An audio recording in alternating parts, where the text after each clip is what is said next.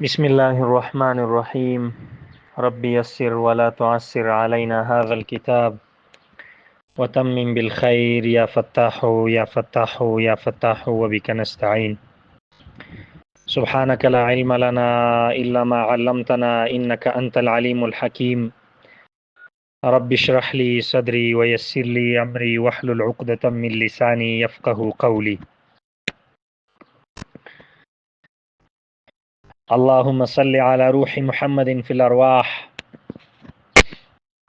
اللهم صل على جسد محمد في الأجساد. اللهم صل على قبر محمد في القبور. د امام ابو حنیفه رحمه الله د جامعي قدرمنو ملګرو او د درس هم شریکو ملګرو، دا چې نن د داسې یو کتاب آغاز، ابتدا، افتتاح شروع کوو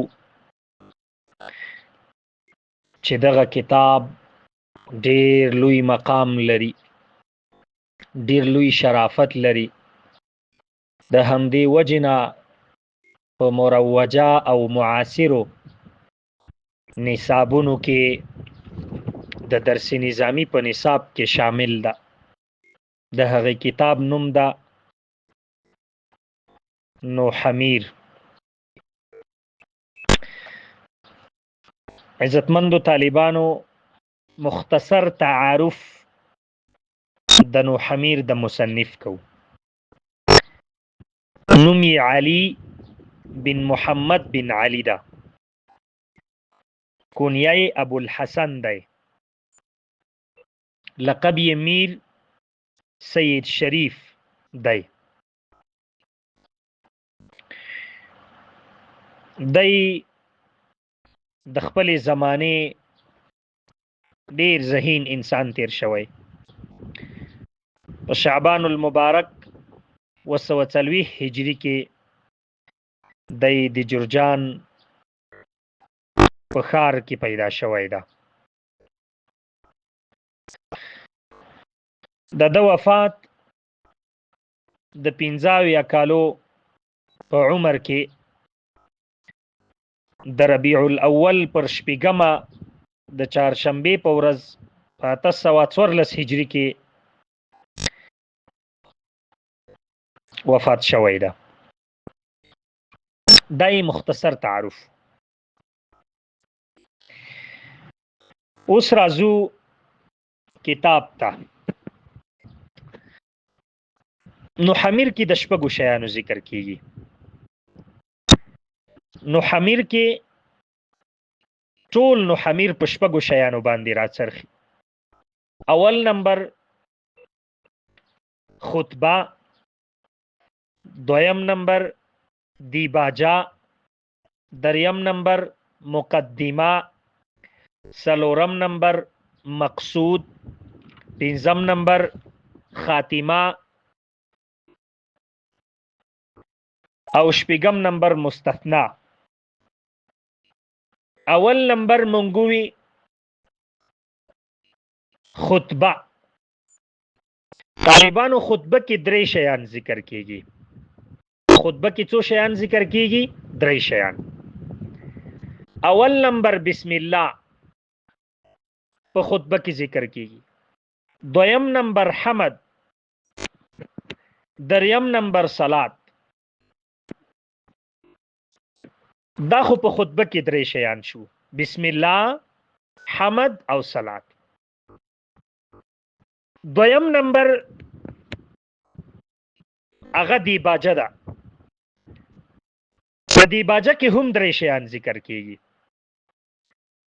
تعارف د کتاب، د کتاب پیژندګلوي. دویم نمبر شرائط د مبتدی. دریم نمبر فواید د مبتدی.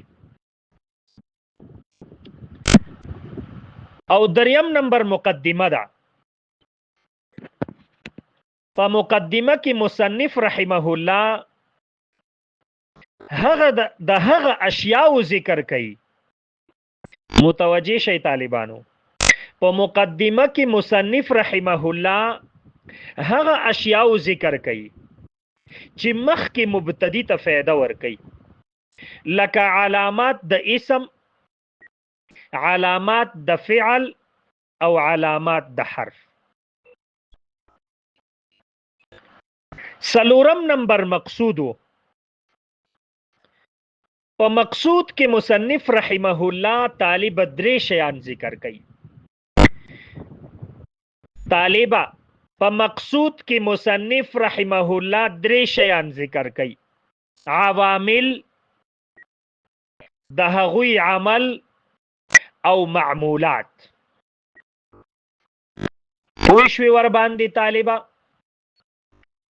او په خاتمه کې مصنف رحمه الله درې فصلونه ذکر کړي.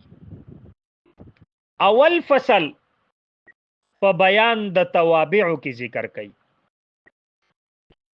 طالبہ په خاتمه کې مصنف رحمه الله فصول ثلاثه ذکر کړي. درې فصلونو ذکر کړي. درې فصلونه راوړي. اول نمبر فصل چې دا غي ذکر کړي هغه په بیان د توابعو کې وي. دویم نمبر فصل طالبہ هغه په بیان د غیر منصرف کې. دریم نمبر فصل هغه په بیان د حروف غیر عاملو کې وي. نو دا د نوحمیر د اجمال په اړه هغه شپږ شیانو چې موږ تاسو وړاندې ذکر کړل. اول نمبر خطبه ده.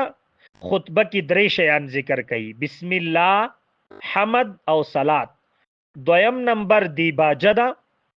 دیباجه کې هم درې شیان ذکر کړي: تعارف د کتاب، شرائط د مبتدی او فوائد د مبتدی. دریم نمبر مقدمه وا. مقدمه کې هم مصنف رحمه الله هغه شیان ذکر کوي چې مبتدی ته فایده ورکوي، لکه علامات د اسم، علامات د فعل او علامات د حرف. سلورم نمبر مقصود طالبہ. په مقصود کې هم درې شیان ذکر کوي: عوامل د هغوی عمل او معمولات. پنځم نمبر خاتمه وا. په خاتمه کې درې فصلونه ذکر کوي، وړاندې یادونه وشوه. اول نمبر فصل په بیان د توابعو کې ذکر کوي. دویم نمبر فصل په بیان د غیر منصرف کې. او دریم نمبر فصل په بیان د حروف غیر عاملو کې. طالبہ دا زموږ او تاسو د نوحمیر مقدماتی خبرې وي چې نوحمیر اجمالی په څو شیانو باندې راڅرخیږي. نو موږ دا غي ذکر وکړو چې شپږ شیان دي. تر همدې ځایه نن بس ده. راتلونکی درس به زموږ او تاسو په علم نحو کې د شروع کولو نه مخکې د مبادی عشره پیژندلي د لسو مباحثونه به ان شاء الله موږ او تاسو په راتلونکي درس کې بحث کوو. لس مباحث به په راتلونکي درس کې موږ او تاسو وایو.